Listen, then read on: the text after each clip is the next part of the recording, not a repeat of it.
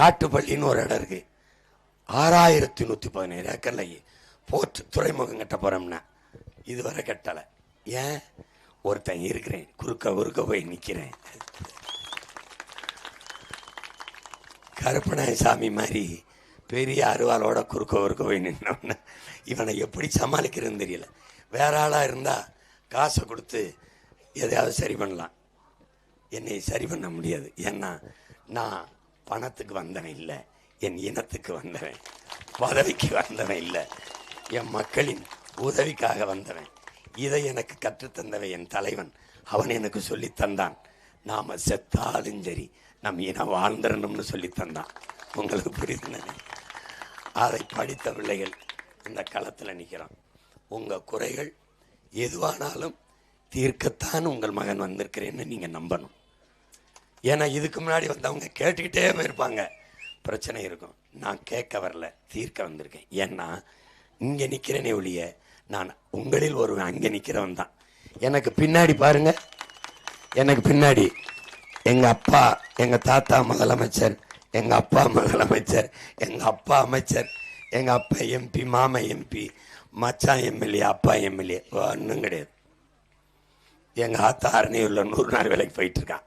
புரியுதா? ஏமான்னு கேட்டேன். சனம் எல்லாம் போயிடுது, ஒரு ஆளாக வீட்டில் உட்காந்துருக்கு, போர் அடிக்குது. ஆத்தா நீ தனியாக உட்காந்து என்ன பண்ணுவேன்? வான்னு கூப்பிட்டு போய் சனத்தோட சனமாக பேசிகிட்டு இருந்துட்டு வரேன். எங்கள் அம்மா பேசிக்கிட்டு இருந்து வர்றதுக்கு சம்பளம். இது ஒரு நாடு, இது ஒரு கேவலம். 1 ஏக்கரை 2 ஏக்கர் நிலத்தை ஒரு நாளில் அறுத்தோம். இப்போ 1 ஏக்கர் நிலத்தை நெல்லை ஒரு வாரம் இருக்கிறோம். ஆள் கிடைக்கல. விவசாயத்தை விட்டு மக்கள் வெளியேறிட்டான். விவசாயம் அழியுது. உங்களுக்கு தெரியும், உலகத்தில் உயிர் தேவை, உணவு தேவை தான். உணவு உழைக்காம உணவு வராது. அதை விட்டுட்டோம்னா வேற நாட்டில் கையேந்தணும். நம்ம நாட்டுக்கு உங்களுக்கு தெரியும், தமிழ்நாட்டுக்கு பால் ஆந்திராவிலிருந்து வருது, ஆட்டுக்கறி ஆந்திராவிலிருந்து வருது, வெங்காயம் பருப்பு வெளிநாட்டிலிருந்து வருது. இந்த நிலை அப்படியே போச்சுன்னா சோத்துக்கு பிச்சை எடுக்க வேண்டியது வரும்னு சொல்லுவோம்ல, அது வந்துடும். அதுக்கு தான் உன் மகன் விவசாயத்தை, உனக்கு கவர்மெண்ட் வேலை வேணும்னு நினைக்கிறீல, விவசாயத்தையே கவர்மெண்ட் வேலையா மாத்திட்டேன்னு வச்சு இந்த சங்க வாசல்ல நீ இங்கேயே ஒரு சீமக்கரை வேலை மரம் இல்லாம பூமியிலிருந்து எடுத்துருவேன். பலாவும் வரும், மாவும் வரும், நாவரும் வரும், கொய்யாவும் வரும், தென்னையும் வரும், வாழையும் வரும். கருமம் இந்த பிசாசும் வரும்னா கஷ்டம். இதில் தேனீக்கள் கூடு கட்டாது, பறவை கூடு கட்டாது. மரங்களின் பிசாசு என்றதற்கு பேர். இந்த மரத்துக்கு கீழே ஒரு பசுமாடை கட்டியே வச்சுருந்தீங்கன்னா கடைசி வரை கருத்தரிக்காது. கருத்தரிச்சாலும் களைச்சி விட்டுரும். கொடுமையான செடி, விஷச்செடி. இதை ஒழிக்கணும். மாற்று மரங்களை நடணும். இந்த தான் பலா வருதே, வைக்க வேண்டியதானே. பலாவிலிருந்து எவ்வளவு பொருளாதாரம் இருக்குது, எவ்வளவு நம்ம வறுமையை எவ்வளவு சம்பாதிக்கலாம். இதுதானே உங்களுக்கு எரிக்க விறகு தானே. மயந்தாரன் சிலிண்டர் தாரன் வீடுக்கு எப்படி தயாரிப்பேன்னு கேளு. எப்படி தயாரிப்ப? வெளிநாட்டிலேருந்து இல்லை, நானே என் மாட்டு சாணியிலேருந்து தயாரித்து தருவேன். இங்கேயே தயாரிப்பேன். நாங்கள் பக்கத்தில் வச்சு தயாரித்து உன் ஊருக்கு வேண்டிய சிலிண்டரை அடைச்சி தருவேன். ஏன் இவ்வளவு பேசுகிறேன்? உன் மேலே அக்கறை இருக்குது, அன்பு இருக்குது, பாசம் இருக்குது. உன் கூட பிறந்திருக்கேன், உன் வயிற்றில் பிறந்திருக்கேன். அவன் உன்னை ஏமாத்தணும்னு வந்திருக்கான், நான் உன்னை மாற்றணும்னு வந்திருக்கேன். இந்த பிரச்சனையெல்லாம் தீர்த்து இந்த நிலையை மாற்றணும்னு வந்திருக்கேன். அதனால் ஒரு தலைவன் ஒரு சட்டமன்ற வேட்பாளர் பார்க்கக்கூடாது.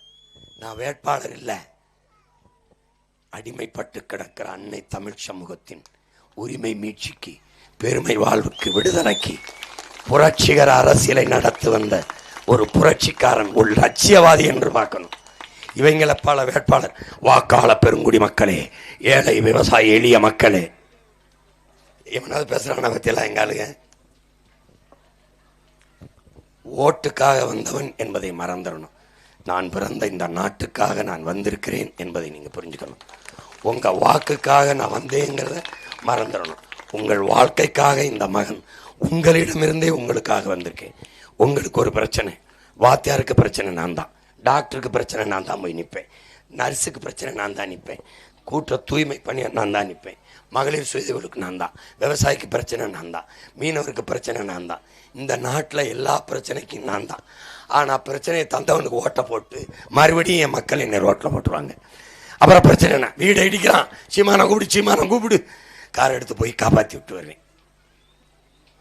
மறுபடியும் ஐயா என் நிலத்தை பறிக்கிறான் ஐயா, தொழிற்சாலை கட்ட போறான் ஐயா, போய் சண்டை போட்டு தொடரா பாப்போம்னு சண்டை போட்டு வருவேன்.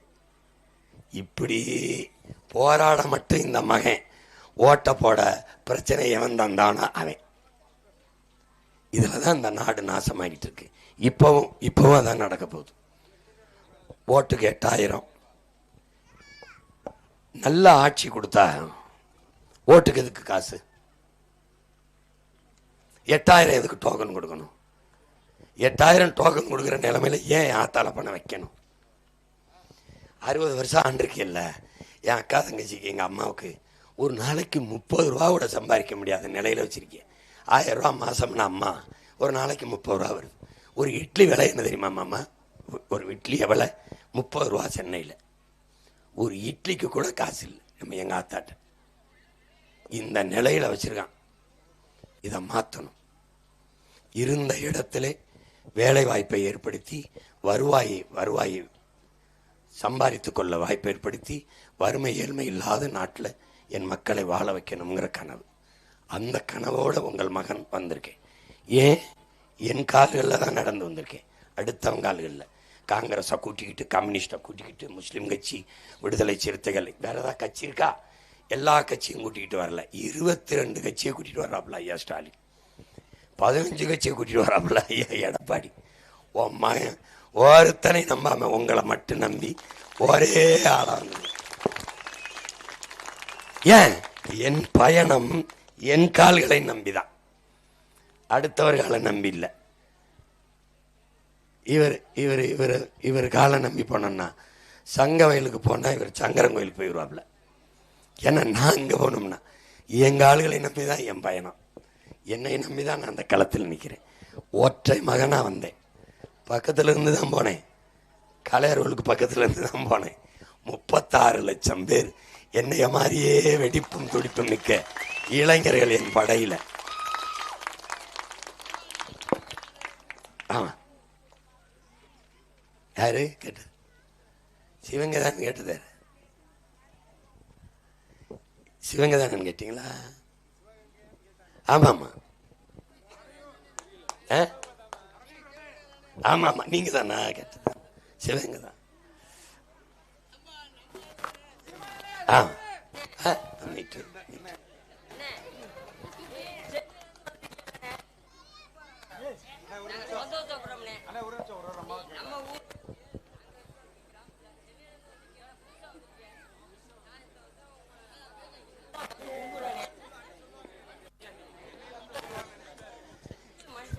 இதே மாதிரிதான்மா, இதே மாதிரிதான் என் ஊர் இருக்கு, இதே மாதிரிதான் நான் பிறந்த ஊர் இருக்கு. அதையும் சரி பண்ணணும், அதையும் சரி பண்ணணும். அதுக்குதான் மகன் போராடுறேன். சொல்லுங்கம்மா. அண்ணான்னு கூப்பிடலாமா? அண்ணான்னு கூப்பிடலாம். அண்ணா, என் பேர் செல்வி. நான் தங்கந்தடில் தான் நாங்கள் இருக்கிறது எல்லாருமே. இந்த பக்கத்துலேருந்து கிட்டத்தட்ட ஒரு 500-600 ஓட்டு உள்ளே இருக்குண்ணா. அங்கிட்ட கொஞ்சம் திரும்பி பாருங்க எப்படி இருக்கு ரோடுன்னு. ஏதாவது தெரியுதாண்ணா? லைட் வசதி இப்போ இந்த லைட் எல்லாம் அமர்த்தினாக்கா இங்கே நம்ம யாருமே இருக்கதே தெரியாது, அந்த அளவுக்கு இருக்கு. அதே மாதிரி ரோடு வசதி இதுலேருந்து இது வரைக்கும் தான் இங்கிட்ட கொஞ்சம் நல்லா இருக்கு ரோடு. இங்கிட்ட ஃபுல்லாகவே எங்கேயுமே ரோடு நல்லா இல்லை, குண்டு முடியுமா இருக்கு. இதில் வந்து ஒரு வண்டி டெம்பா கூட இதில் வர முடியாது, அந்த அளவுக்கு இருக்குது.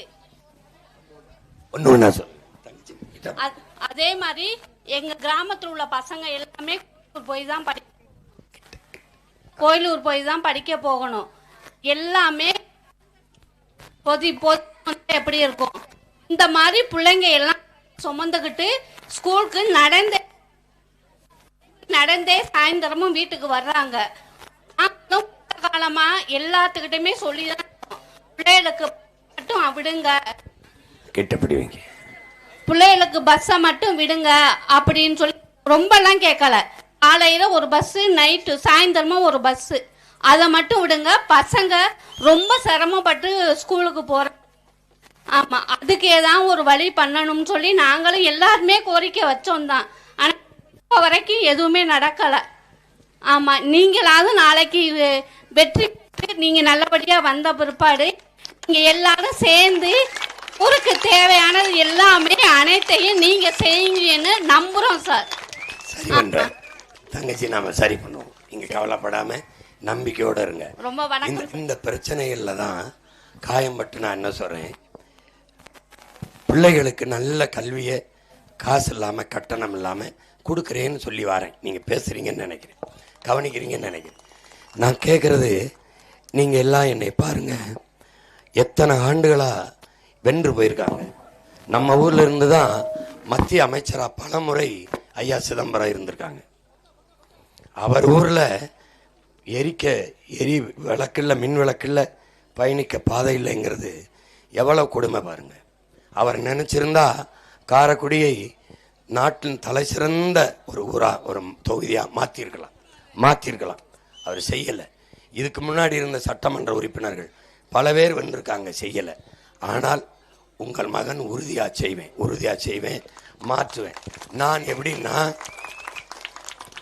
உலகத்தின் தலை சிறந்த நாடா என் தமிழ்நாட்டை மாத்தணுங்கிற கனவுல நிக்கிறவன். அப்படி நிக்கிறவன் இந்த நாட்டில் தலை சிறந்த தொகுதி, தன்னிறைவு அடைந்த தொகுதி, எந்த குறையும் இல்லாத தொகுதியா காரைக்குடியை கொண்டு வரணும்னு நான் நினைப்பேன், செய்வேன், அது சாதிப்பேன். அதனால நீங்க கவலைப்படாம இருங்க. நீங்க கேட்குற அடிப்படை வசதியெல்லாம் நான் வென்றுவனா சட்டமன்ற உறுப்பினரா இல்லை, உங்க கூட பிறந்தவனா, உங்க உடன் பிறந்தவனா, உங்க மகனா நான் செய்வேன். அடிப்படை வசதியை செய்வேன், நம்பிக்கையோட இருங்க. தண்ணி தரலை, நீங்க தண்ணி தராதவங்களுக்கு தண்ணி தராதது நான் இல்லை, நீங்க ஓட்டு போட்டு தேர்வு செஞ்ச ஆளுதான்.